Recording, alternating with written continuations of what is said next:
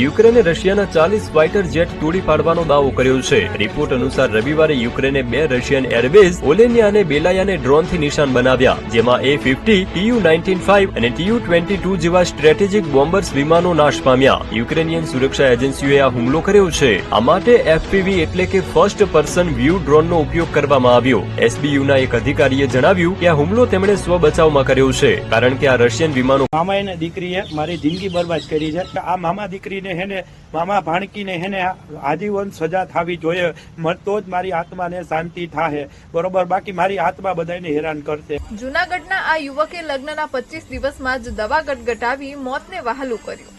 લગ્નના થોડા દિવસમાં પત્ની પિયર જતી રહી અને પછી પરત આવવાનું કહ્યું તો બહાના બનાવવાનું શરૂ કર્યું। એને મારી જિંદગીમાં આખો એને કલંક લગાડ્યો છે, બરોબર? અને મારી જિંદગી બેકાર કરી નાખી। એનું તો 2 વાર જલ તૂટી ગયું હતું અને 3જી વાર અમને કે દેશના પૂર્વીય રાજ્યોમાં ચોમાસાની એન્ટ્રી પછી ભારે વરસાદ પડી રહ્યો છે। અરુણાચલ પ્રદેશ, મણિપુર, મેઘાલય, સિક્કિમ, મિઝોરમ અને આસામમાં વરસાદે તબાહી મચાવી છે। ઉત્તર સિક્કિમમાં ભારે વરસાદ બાદ લગભગ 1500 પ્રવાસીઓ ફસાયા છે, તેમજ રાજ્યના મંગન જિલ્લામાં તિસ્તા નદીમાં વહી ગયેલા 8 પ્રવાસીઓની શોધ ચાલુ છે। રાજ્યમાં ઘણી જગ્યાએ લેન્ડસ્લાઇડને કારણે રસ્તાઓ બંધ છે। મેઘાલયમાં પૂર પછી લેન્ડસ્લાઇડને કારણે 4 લોકોના અને અરુણાચલમાં પણ લેન્ડસ્લાઇડના